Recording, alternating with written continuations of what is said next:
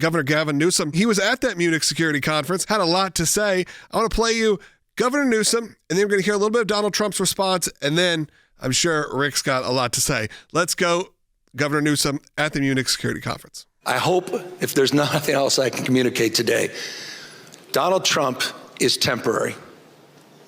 He'll be gone in 3 years. California is a stable and reliable partner in this space. And it's important for folks to understand the temporary nature of this current administration in relationship to the issue of climate change and climate policy. Clearly starting to make his rounds. We've known that he even said it would be disingenuous for me to not say that I'm not running for president. Now let's hear from President Trump's response. He's also talking about AOC, who, as we remember, had that stumbling response talking about Taiwan and China. Let's go take a listen. Would and should the U.S. actually commit U.S. troops to defend Taiwan if China were to move? I think that this is such a, I think that this is of course a very longstanding policy of the United States.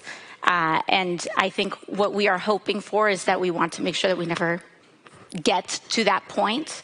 And we want to make sure that we are moving in all of our economic research and our global positions to avoid any such confrontation and for that question to even arise.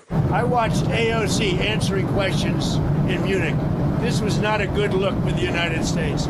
I watched Gavin Newsom answering questions in Munich, and this was a bad look for our country. These two people are incompetent. And at least Hillary's competent. She's just Trump deranged. She was so deranged. She is an angry woman, but I watched the other two speaking and answering basic questions. Look, Gavin has destroyed California. And AOC, I never heard her speak very much. And they started answering questions. She had no idea what was happening. She had no idea how to answer, very important questions concerning the world. But she can't answer questions concerning New York City either, because New York City is got some problems. Again, that was President Trump, his response to this. Rick, and we also know, I want to get your read of the room as you were there in terms of Gavin Newsom's response and how he did there. But we also know Gavin Newsom's going to be still making the rounds and actually making his way to Nashville here in just a couple days. But from your global perspective, what are your thoughts? Oh, Logan, there's so much there. I don't even know where to begin. First of all, let me just say that I was at the Munich Security Conference. I saw Gavin Newsom walking around. He was we've all been to those conferences where someone is just kind of walking around to the crowd looking for a camera. He didn't really have appointments. He was just, looking to see if he could talk to people. It made me very uncomfortable as a Californian to see our governor just really, floundering in Munich. And then when he started to speak, he went to this crazy radical climate change talk in Munich. And he just doesn't know how to read the room of Europe, because the Europeans are waking up realizing that all of their green energy under, Chancellor Merkel in Germany and some other leaders, they're waking up to realize that the green energy focus of getting rid of nuclear energy, getting rid of coal, was really a disaster for them. And to be honest, it is a very short link to the push for green energy and the over-reliance on climate change policy to run a government. It's not that far to say that the problems that we have in Ukraine are simply because of leaders like Chancellor Merkel relying on green energy, relying on this climate change activism, which created the problem for the Ukraine war. Germany became dependent upon Russian gas because it was getting rid of its own ability to find large-scale manufacturing-based energy needed for a manufacturing-based economy. Right. And it created this dependence. And so Gavin is over there talking about going backwards, and I think it really made a lot of Europeans uncomfortable. And finally, I'll just finish with the point that he's making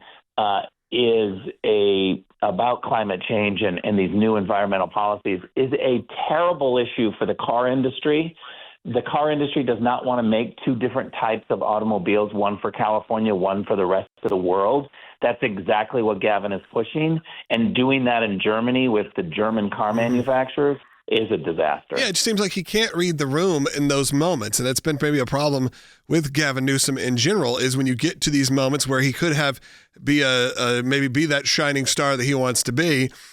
You look at what's going on in Europe, it's not dissimilar to America. There are people who are even on the side of him in terms of green energy and all the changes that can be made who go, you know what, that is not the number one problem right now. We have a lot of issues to be dealing with in Europe. We have a lot of issues, obviously, to be dealing with California. We've seen so much disaster happen in California.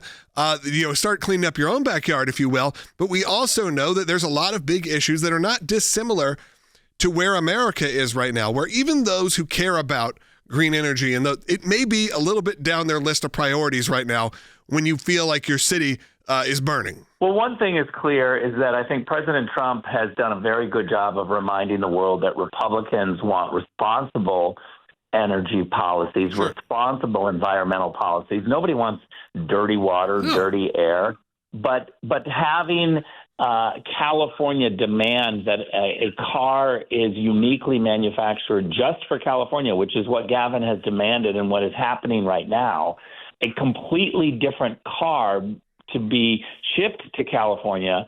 I don't think that California is so unique that it needs different cars manufactured in Germany. Yeah. That's exactly what's been demanded of Gavin Newsom. And he's been obviously positioning himself as this sort of antidote to Trump. You saw that in that statement that he made saying, just give it 3 years, it is what it is. And then he signed like a really like on paper response to Ukraine saying, I will be your champion here. It feels very much as he has done in California, which is a lot of, even the way he's trandled with, I will be the friend to conservatives.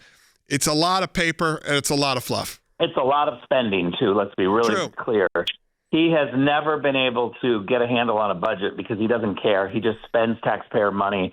And I hope the Democrats nominate him because his spending habits, his crazy radical ideas do not work in the Midwest. Well, they don't work in swing states. Yeah, and he's coming here to Nashville. I texted you last night because they made a big deal. Go see Gavin Newsom. He's doing a book event with one of our local bookstores here. And look, as someone who is just curious, and curious specifically with politics, I'm like, let's see what he has to say. Maybe I'll check in what's going on. Gavin Newsom is coming here. Why not? And I look it up, and I go, it is the most on-brand Gavin Newsom trying to be man of the people, but somehow disconnected, which is he's coming to Middle Tennessee. He's getting in an battle, a Twitter battle with Marsha Blackburn about, coming to Tennessee and the great policies that we're going to turn Tennessee blue.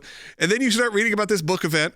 And unlike any other book event I've ever been to on this scale, where you spend $50, $75, whatever it is, to go to this book event, usually, there's either a line where you get your book signed, you get a picture. Okay, they don't do that. They pre-sign the books. They give them to you. What they tell you in this one is, not only are you getting the book, you can pick it up later.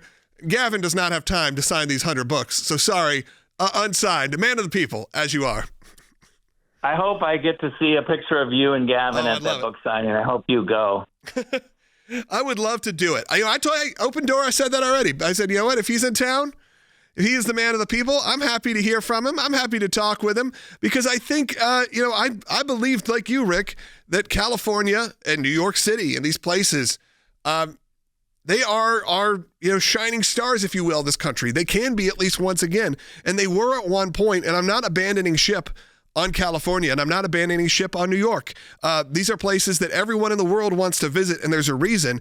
Just because they have bad leadership right now doesn't mean things can't get turned around. I know you've been championing that charge for a long time. I'm so glad that you say that, Logan, because the reality is that there are millions of Californians who are filled with common sense, want to vote for conservative policies. They just have to be encouraged, one, to get out there, and then we need a few more people who are sitting on the sidelines to register to vote. Remember, 50% of your neighbors are not even registered to vote. And out of the 50% that are registered, 40% show up for the polls. So the number of people that are electing politicians is so small that if we just had enough people say, you know what, I want to get involved, I want to do what I can do, I'm going to go vote, I'm going to make it a priority, but to vote, you've got to register to vote first. If we had enough people do that, you could really swing California. And remember, Los Angeles County is the largest county, not only in California, but in the entire country. You could flip a presidential race by flipping Los Angeles County.